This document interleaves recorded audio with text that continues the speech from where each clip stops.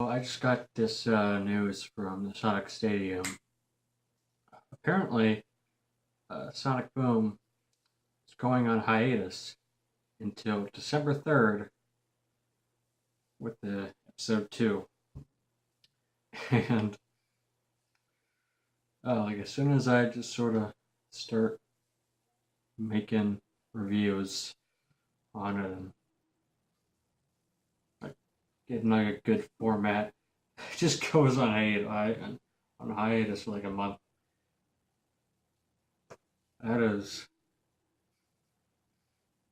it's kind of funny actually. But yeah,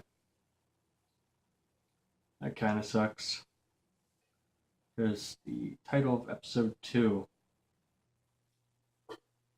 sounds interesting. I can't say the title, mostly because I'm not really sure how, and also because I kind of forgot what it was called. I didn't like forget what it was called, but I sort of forgot how it was spelled. But that kind of sucks. I mean, yeah, whatever.